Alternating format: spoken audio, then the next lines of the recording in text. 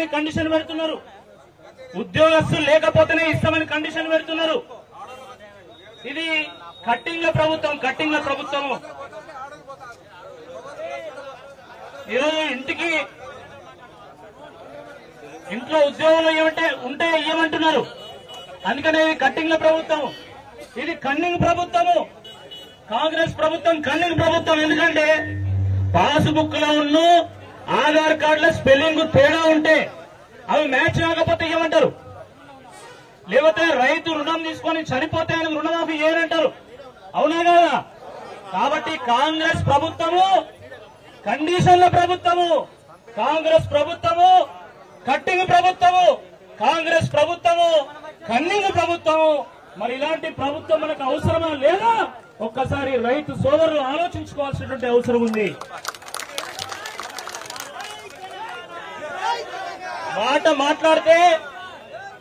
మాట మాట్లాడితే ఈరోజు కేసీఆర్ గారిని విమర్శిస్తా ఉన్నారు.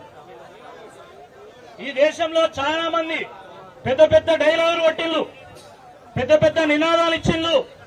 జై జవాన్ జై కిసాన్ అన్నారు, గరీబీ హటావో అన్నారు, రైతే రాజు అన్నాడు. కానీ నిజంగా వ్యవసాయాన్ని సంక్షోభం నుండి గట్టెక్కించి నిజంగా వ్యవసాయదారులకు ఏమైనా చేసిండు అంటే అది కేవలం దేశ చరిత్రలో కేవలం కేసీఆర్ గారు మాత్రమే.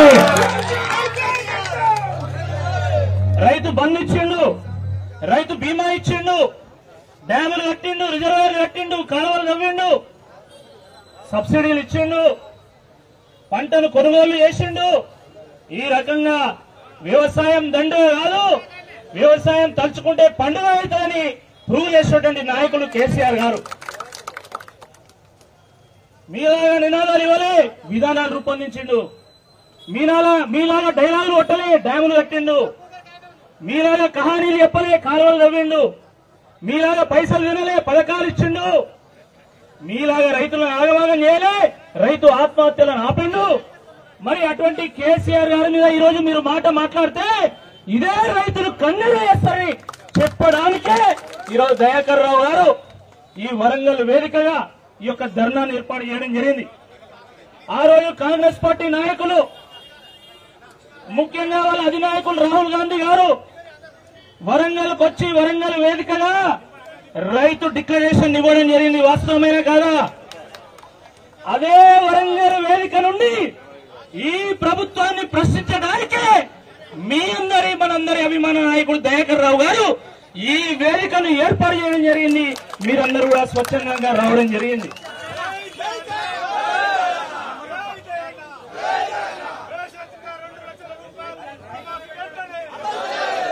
ఈరోజు మేమందరికీ రుణమాఫీ చేస్తామంటున్నారు. మరి అందరికీ రుణమాఫీ చేస్తే సిద్దిపేట జిల్లా దుబ్బాక మండలం సురేందర్ రెడ్డి అగ్రికల్చర్ ఆఫీస్ ముందు ఎందుకు ఆత్మహత్య చేసుకున్నాడో కాంగ్రెస్ ప్రభుత్వం సమాధానం చెప్పాలి. మీరు అన్ని మంచిగా చేస్తే భువనగిరి దగ్గర చందుపక్కలో పిఎస్సిఎస్ అధికారులను, బ్యాంక్ అధికారులు అందరినీ కూడా రైతులు ఎందుకు తాళం పెట్టిందో మీరు సమాధానం చెప్పాలి. అందరికీ రుణమాఫీ చేస్తే మరి ఈ పాలకుర్తి నియోజకవర్గంలో ఉన్నటువంటి ప్రతి రైతు కాంగ్రెస్ పార్టీ నాయకులను ఎందుకు ప్రశ్నిస్తున్నాడో కూడా కాంగ్రెస్ పార్టీ నాయకులు సమాధానం చెప్పాలి. ఇది చాలా దుర్మార్గం. ఎంతో ఆశపడి రైతులు ఓట్లేస్తే ఈరోజు రైతు బంధు సంగతి మనందరూ తెలుసు. కనీసం ఇస్తామన్న రుణమాఫీ అయినా సరిగా చేస్తా అంటే అది కూడా చేస్తలేరు. కాబట్టి రైతులమందరం కూడా సంఘటితంగా అవసరమైనటువంటి అవసరం ఉంది. పార్టీలకు అతీతంగా, పార్టీలు ఉంటాయి పోతాయి, ఒక నాయకుడు అధికారంలోకి వస్తాడు పోతాడు, కానీ వ్యవసాయం కుంటుపడితే మన ప్రాంతం అంతా ఎడారి అవుతుంది. మళ్ళా గతంలో తెలంగాణ ఎట్లుండేనో ఇప్పుడు కూడా అట్నే అవుతుంది. కాబట్టి రాజకీయాలకు అతీతంగా, పార్టీలకు అతీతంగా పాలకుర్తి రైతులందరూ కూడా దయాకర్ రావు గారి వెంట ఉండాల్సినటువంటి సందర్భం ఏర్పడ్డదని చెప్పి ఈ సందర్భంగా నేను గుర్తు చేస్తా ఉన్నాను.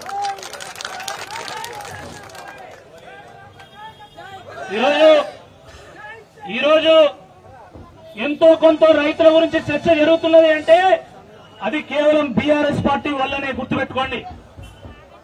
హరీష్ రావు గారు ఉద్యమంలో ఏ విధంగానైతే గడ్డి పోచల్లాగా పదవులను తృణప్రాయంగా పక్కన పెట్టిండో అదేవిధంగా మా తెలంగాణ రైతుల పొట్టగొడుతున్నావు, దమ్ముంటే నువ్వు రుణమాఫీ చేయి, నేను రాజీనామా చేస్తా అని చెప్పేసి వారు ప్రకటించడం జరిగింది.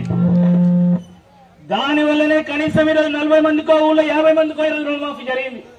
లేకపోతే రుణమాఫీ గురించి కాంగ్రెస్ పార్టీలు పట్టించుకుంటారా?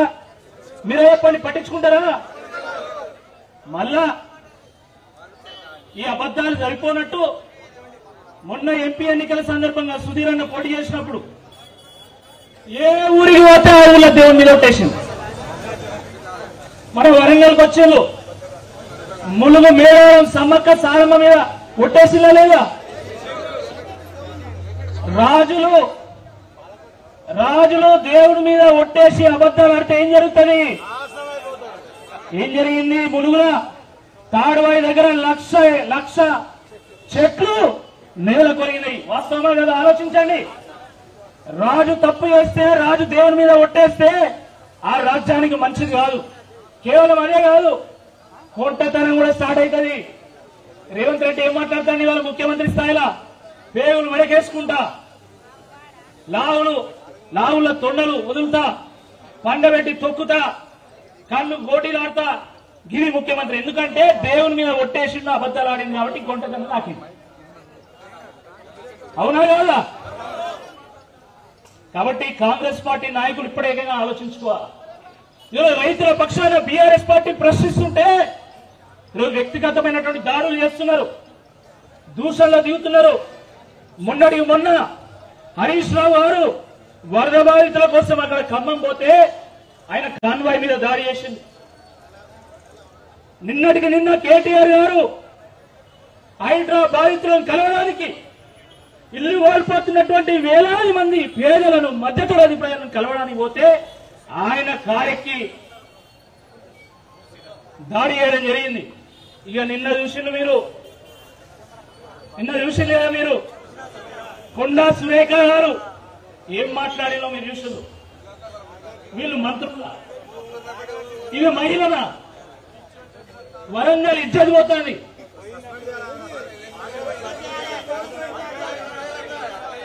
ఇక్కడ ఉన్నటువంటి రైతులంతా చెప్తారు వాళ్ళ పార్టీతో సంబంధం లేదు, ఖచ్చితంగా కొండా సురేఖ గారు రాజీనామా చేయాల్సిందే అని చెప్పి ప్రజలు చెప్తున్నారు.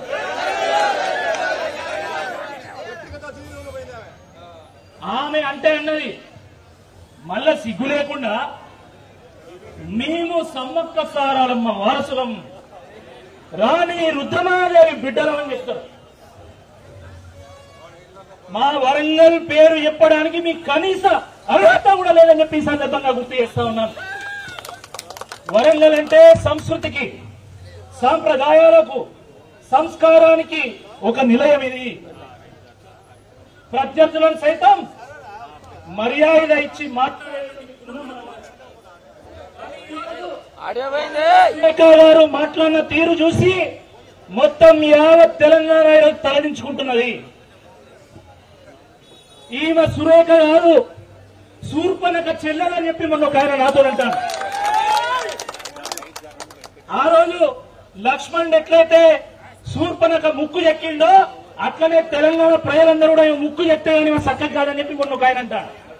మనం అట్లా మాట్లాడద్దు, ఎందుకంటే మనకు సంస్కారం ఉంది. కానీ వాళ్ళు ప్రజలు మాట్లాడుతున్నారు. కాబట్టి కాంగ్రెస్ పార్టీ నాయకులారా, నిజంగా కనుక ఈ రోజు రాష్ట్రంలో ఉన్నటువంటి 60 లక్షల మంది బీఆర్ఎస్ సైనికులు తలుచుకుంటే నువ్వు ఒక్క అడుగు కూడా తెలంగాణలో పెట్టలేవు, ఒక్క అడుగు కూడా గ్రామాల్లో పెట్టలేవు. కాబట్టి మీరందరూ కూడా జాగ్రత్తగా ఉండాల్సిందిగా ఈ సందర్భంగా నేను కోరుతా ఉన్నాను. దొంగెట్లయితే ముళ్ళుగర పెట్టి మనం ముందు తీసుకెళ్తామో అట్లనే 5 ఏళ్లు మనందరం కూడా ముళ్ళుగర పెట్టి కాంగ్రెస్ పార్టీని ముందు తీసుకెళ్లాల్సిందే. తప్పకుండా రైతు హయానికి బీఆర్ఎస్ దళం మద్దతు ఉంటది. బీఆర్ఎస్ దళం అంతా కూడా రైతుల గలమై 1000 గొంతులను, లక్షల గొంతులను ఏకం చేసి ప్రశ్నిస్తుంది అని చెప్పి ఈ సందర్భంగా మీ రైతు సోదరులందరూ కూడా భరోసానిస్తున్నాము. దానికోసమే ఈ రోజు ఇంత అద్భుతమైనటువంటి కార్యక్రమాన్ని దయాకర్ రావు గారు ఏర్పాటు చేశారు. ఇప్పుడే పెద్ద సుదర్శన్ రెడ్డి గారు, మా అందరి నాయకులు వారు కూడా రావడం జరిగింది. కాసేపట్లో హరీష్ రావు గారు కూడా వస్తారు. కాబట్టి ఈ కార్యక్రమం ముగిసేంత వరకు ఎవరు కూడా ఇక్కడి నుంచి కదలొద్దని చెప్పి తెలియజేస్తూ